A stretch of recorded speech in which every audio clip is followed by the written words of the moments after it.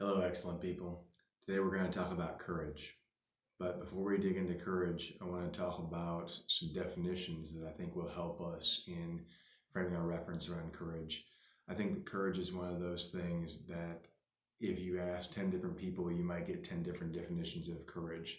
And like I've discussed in the past, more often than not, those definitions are actually going to be examples, right? We've talked about how this was that sort of Socratic challenge where we have this ancient philosopher Socrates in Greece who's running around seeking definitions of abstract things, and no one can ever define the thing without giving an example.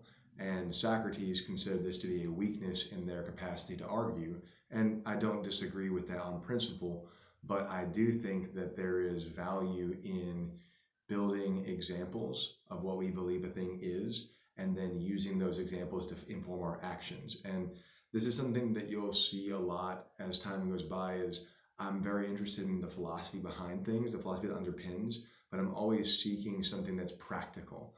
Philosophy has a tendency to be very impractical and very abstract and very theoretical and very academic.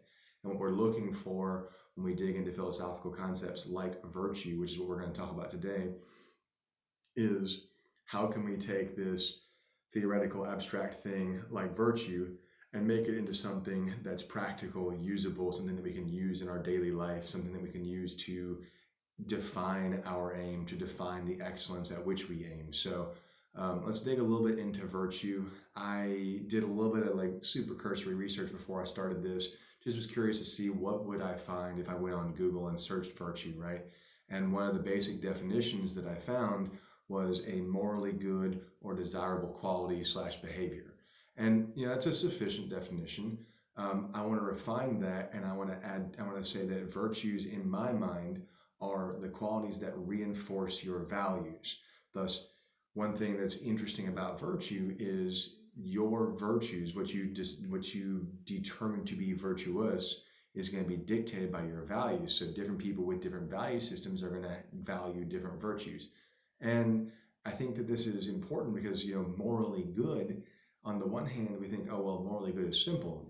Good is good and bad is bad. But we all know that in reality, it's not that simple. Different cultures, different peoples, different backgrounds, different, experiences, whatever, people have different visions of what is and is not good. Now, the really cool thing about virtues in my mind is they can actually be tested. They can be like battle tested, field tested. You take a virtue and you say, I'm going to behave virtuously, whatever that virtue may be, and you go out into the world and you act that way. And if you're honest and you act that way, even when it's difficult, not just when it's easy, but you actually hold yourself to that virtue, if you find yourself getting the results that you expected, then I think that your virtue is a valid virtue. And if you find yourself getting results inconsistent with your expectations, then your virtue is probably not valid.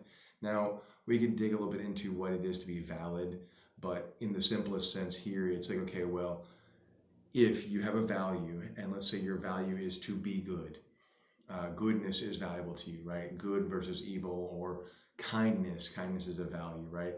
And so then you go out into the world and you exert a virtue of, let's say, politeness. Politeness might be the virtue that reinforces kindness. And I'm kind of making this up on the spot, so bear with me, but you've got politeness reinforces your kindness. And if you are truly polite every opportunity that you get, and you find that people consider you to be kind, then your politeness is probably a valid way of living your kindness out in the world, living your kindness in the day-to-day life. So that's kind of a rough background on my perspective on virtue. I think we can refine that some more over time, but I wanted to give you a little bit of something because, like I said, because these are fairly academic and because there's a multi-thousand-year history of these topics, it's good to know where people are coming from. So I want to talk about what I believe to be the first virtue.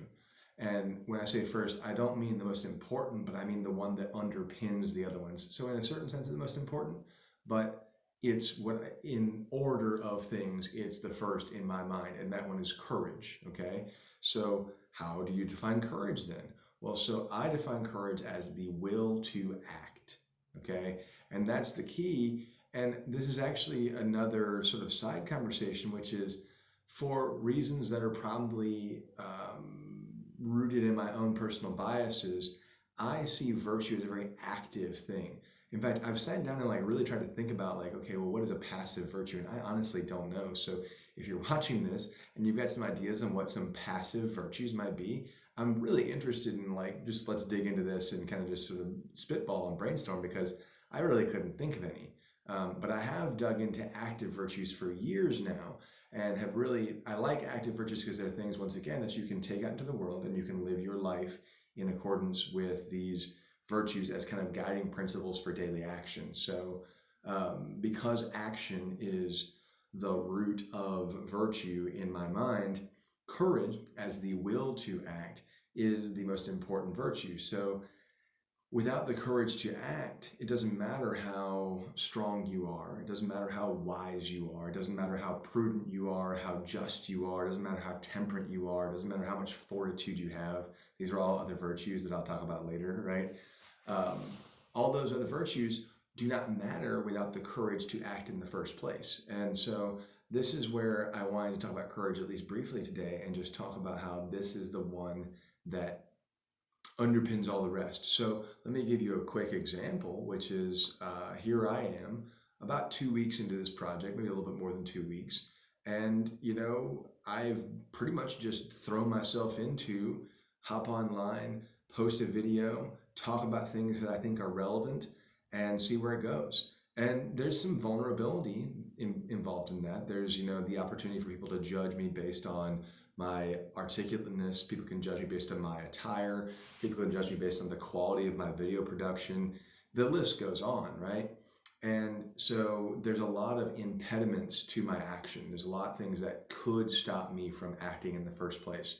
And what I have to have in order to live a life of virtuousness, in order to live a life in accordance with my own values, is I have to have the will to act, even when action feels or seems or in fact is difficult.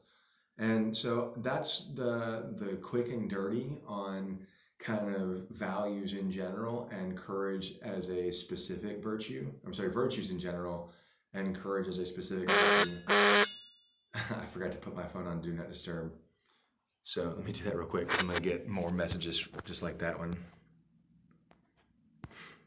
Thank you for your patience. So I don't have a lot else to say about this anyway, so we'll leave it at that. But I do want to talk some more about virtues in general. So if you're watching this, hop in the comments. Tell me what you think about active versus passive when it comes to virtues. Tell me what you think about my definition of courage, because I think that's a relevant thing.